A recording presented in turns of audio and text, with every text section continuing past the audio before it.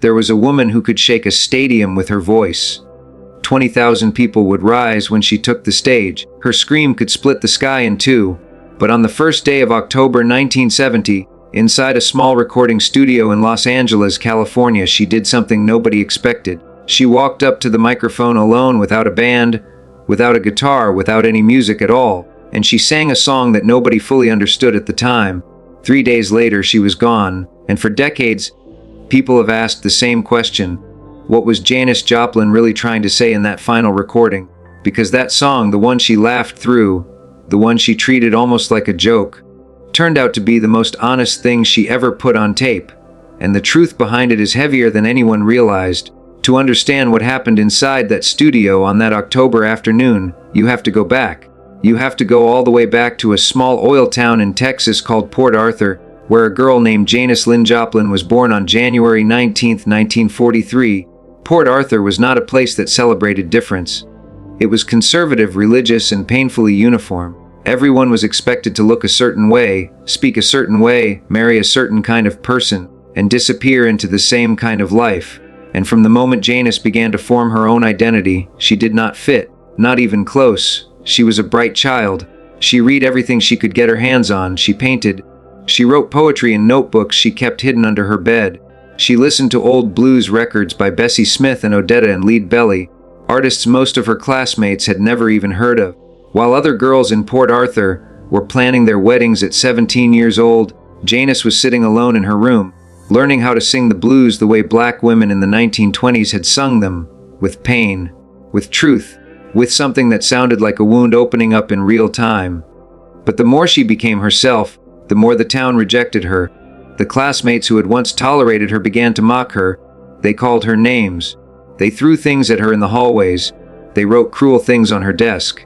And at Thomas Jefferson High School, she became the girl everyone laughed at, the girl who did not belong. And then in 1963, when she was studying at the University of Texas at Austin, something happened that she would carry for the rest of her life.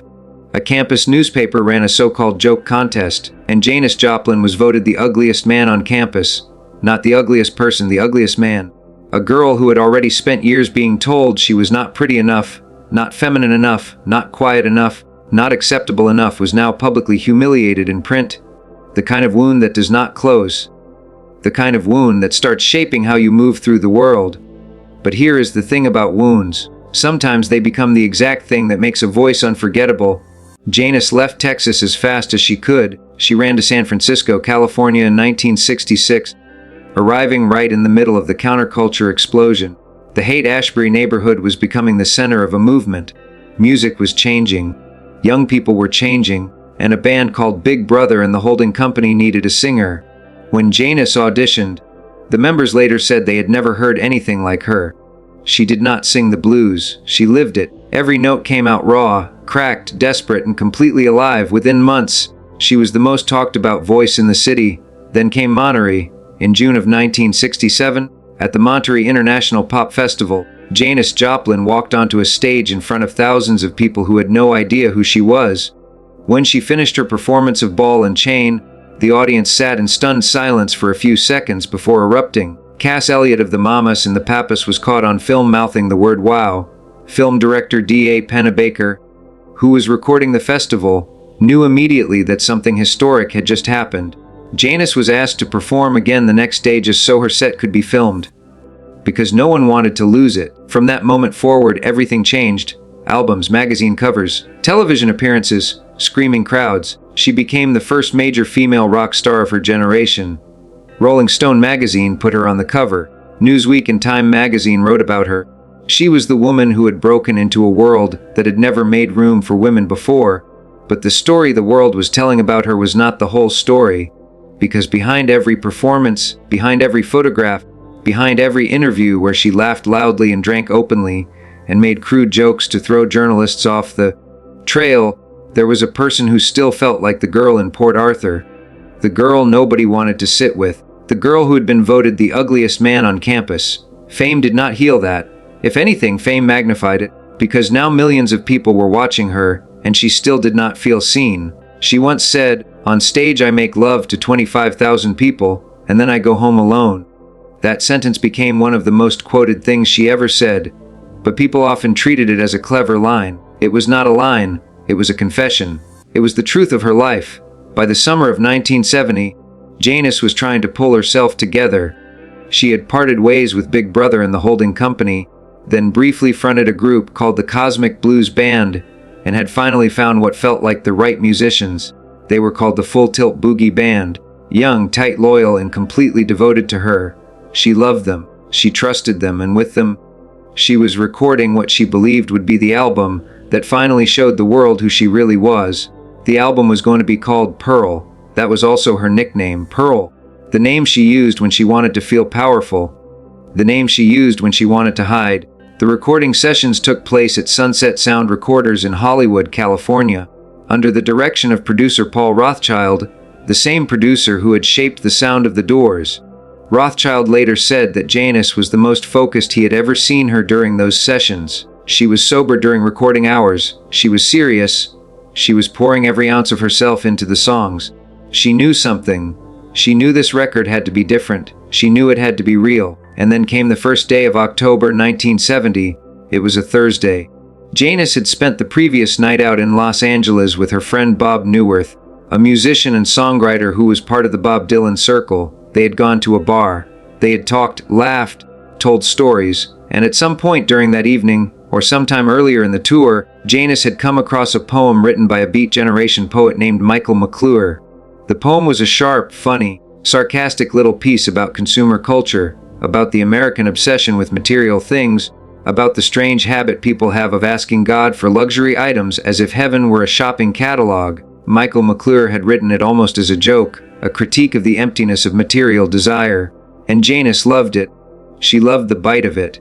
She loved how it sounded like something a person might mumble half-drunk in the back of a bar. But she also saw something in it that maybe even Michael McClure had not fully seen. She saw loneliness in it. She saw the ache underneath the joke. Together with Bob Newirth and Michael McClure, she shaped the poem into a song about a person asking God, in a kind of half-ironic, half-desperate prayer, to please send them something that would prove they mattered. A car, a television set, a night out, small things, ordinary things, the things regular people dream about when they feel invisible. It was a protest song on the surface, a mockery of greed, but underneath, if you listened carefully, it was something else entirely. It was the sound of a person who had been chasing belonging for so long that she had started to joke about it because joking was safer than crying. She walked into Sunset Sound Recorders that Thursday afternoon. There was no band setup for the song, no drums, no bass, no guitar, nothing. Just a single microphone in the middle of the studio floor. She stood in front of it. She tilted her head. She told the engineers to just roll the tape, and then she sang the song. But before the tape rolled, something small happened that only a few people in the room remembered later. Janis looked around the studio and smiled. A strange, quiet smile. She said something to the effect of, "This is going to be a good one." And then she stepped closer to the microphone and closed her eyes. The engineers had worked with her before. They had seen her sing through tears. They had seen her sing through exhaustion. They had seen her sing through nights where she had barely been able to stand. But this was different. This was a woman who seemed completely at peace for a moment. A woman who seemed to know exactly what she was about to do.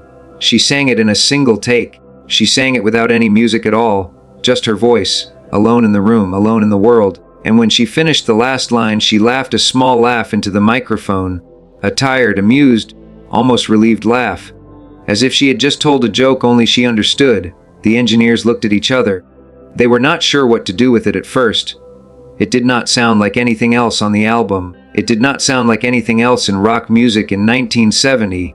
It was closer to a field recording, closer to something a woman might sing to herself while washing dishes, closer to a prayer spoken too late at night.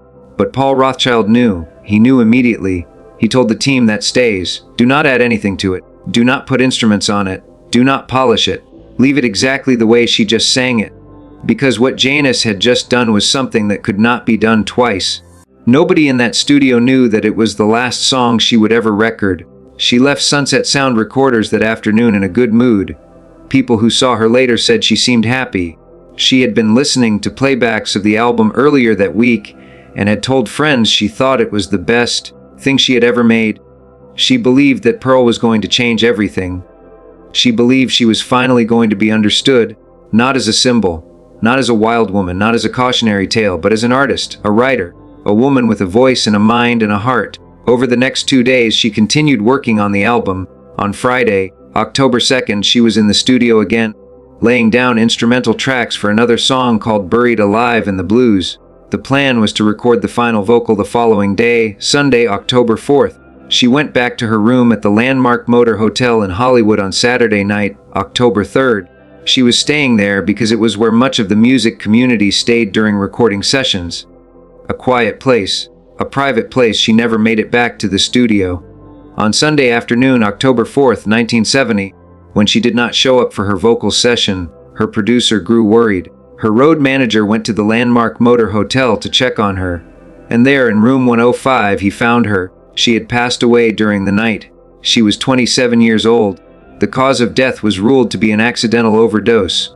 She had been struggling for years with addiction, a struggle she had tried many times to overcome, a struggle that had nothing to do with weakness, and everything to do with the pain she had carried since Port Arthur, since the hallways of Thomas Jefferson High School, since the newspaper at the University of Texas at Austin, since every night she had ever gone home alone after making love to 25,000 people. The world stopped for a moment when the news spread. She had just turned 27. She had just made the best album of her life. She had just recorded a strange little song alone in a studio, laughing at the end as if she had figured something out. Pearl was released in January of 1971, 3 months after her passing. It became the biggest album of her career. It reached #1 on the Billboard charts and stayed there for 9 weeks. Millions of copies were sold. And at the very end of side 2, after all the blues and all the rock and all the heartbreak, there was that strange little song. Just her voice alone, asking a kind of half-joking, half-serious prayer to the sky. The song was called Mercedes-Benz, and the world finally heard it. At first, people thought it was funny. They thought it was a clever piece of social commentary. They sang along to it at parties. They laughed at the joke. Advertising agencies, decades later, would even try to use the song in commercials, which was the exact opposite of what the song was about. Michael McClure himself had to speak out several times to remind the world that the song was a criticism of consumerism, not an endorsement of it, but the deeper meaning, the meaning that only becomes clear when you know who is singing, and when she was singing it, is something much heavier, because the woman in that song is not just mocking a shopping list. She is asking, in the voice of every lonely person who has ever lived, the oldest question in the world: do I matter? Does anyone see me? Is there something out there, something bigger than me, that can reach down and give me proof that I was here? The car, the television set, the night out, they are not the point. They never were. The point is the asking itself. The point is the voice of a woman who had spent her entire life being told she was not enough, standing alone in a studio in Hollywood, California, laughing softly into a microphone, because laughing was the only way she could keep singing. And the tragedy is that she did matter. She mattered more than she ever knew. She changed the way women were allowed to sound in popular music. She opened a door that every female rock singer after her walked through. Stevie Nicks cited her as an inspiration. Pat Benatar cited her as an inspiration.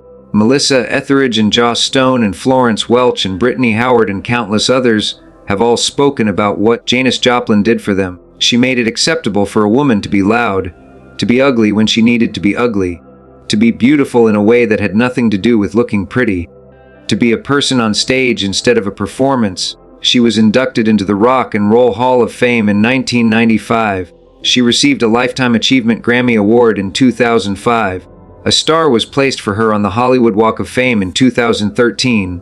Her childhood home in Port Arthur, the same town that had pushed her away, now has a monument honoring her. The school that once voted her the ugliest man on campus now remembers her as one of its most famous students. The world eventually caught up to her. It just took too long, and that little song, recorded alone in a single take on the first day of October, 1970, has become something no one could have predicted. It has been covered by hundreds of artists. It has been sung at protests and at memorials. It has been taught in music classes as an example of what a human voice can do when it has nothing to hide behind. It has been played at the end of funerals for people who loved her. It has been played in quiet rooms by people who just needed to hear something honest. Because when you take away the joke, when you take away the irony, when you take away the critique of consumer culture, what is left is a woman asking the universe to please notice her. And the universe did notice her. It just happened after she was gone. There is a story that Bob Newirth told years later about the night before she recorded Mercedes-Benz. He said they had been at a bar in Los Angeles, and Janis had been in good spirits. She had been talking about the album. She had been talking about the future. She had been talking about the tour she was planning. She had been talking about maybe writing a book someday. She had plans, real plans. She was not a woman who had given up. She was a woman who was trying, harder than anyone around her realized, to build a life that made sense. People who were close to her during those final weeks all say the same thing. She was not falling apart. She was building something. She had recently become engaged to a man named Seth Morgan, a writer she had met earlier that year. She had been talking about slowing down. She had been talking about buying a house in Northern California, away from the chaos, somewhere quiet where she could write. She had even started thinking about what her life might look like in 10 years, in 20 years. She had been imagining herself as an older woman, still singing, still creating, still growing. She was 27 years old, and she was finally, after a lifetime of running, starting to think about staying. And that is the part that very few people talk about when they talk about Janis Joplin. The part where she was not a tragedy waiting to happen. She was a person, a full person, a person with plans and appetites and dreams and contradictions, and a future she was actively trying to reach. The world has a way of flattening people after they are gone, turning them into symbols, turning them into cautionary tales, turning them into lessons. But Janis was not a lesson. She was a young woman who loved music, who loved her friends, who loved her new band, who was about to release the biggest album of her career, and who walked into a studio one Thursday afternoon and recorded a song in a single take, because the song asked to be recorded that way. That is all. That is the whole truth of that moment. There was no foreshadowing. There was no warning. There was just a woman, a microphone, and a song, and that is why Mercedes-Benz hurts the way it hurts when you really listen to it. 'Cause it was not a goodbye song. She did not know it was a last recording. She was not writing an ending. She was recording a song for an album she thought was going to launch the next chapter of her life, a chapter she would never get to live. The song is an accident of timing and truth, and that is exactly why it has lasted. Because sometimes the most important things a person ever says are the things they say without realizing they are saying them. The small aside at the end of a conversation. The joke that turns out to be the whole truth. The song recorded in 3 minutes alone, without music, laughed off at the end. That turns out to be the most honest thing the singer ever put into the world. Janis Joplin walked into Sunset Sound Recorders on October 1st, 1970, and sang a song she thought was a funny little throwaway. She left the studio and went home. 3 days later, her voice was the only thing left. And that voice, even now, 50 years after she sang those last notes alone in front of a single microphone, is still asking the same question every lonely person in the world has ever asked. Is anyone listening? The answer, it turns out, was yes. The answer is still yes. The answer, every time someone plays that song and feels something crack open inside them, is yes. She was listened to. She was loved. She was seen. She just did not live long enough to believe it. And maybe that is the real weight of Mercedes-Benz. Not the satire, not the irony, not the clever lines about material things, but the quiet truth underneath all of it. That the woman singing had spent her whole life trying to feel like she belonged somewhere. And in that final recording, alone in a studio, laughing softly at the end of her own song, she finally did. She finally belonged to history. She finally belonged to everyone who would ever hear her. She finally belonged to the music itself. She just had to leave before she could find out. If this story moved you, take a moment today and listen to Mercedes-Benz the way it was meant to be heard. Not as a joke, not as a commercial, but as the last message from a woman who spent her whole life screaming into the silence and hoping someone would scream back. Because somewhere in that short little recording, in that single take, in that soft laugh at the end, Janis Joplin is still there, still asking, still hoping,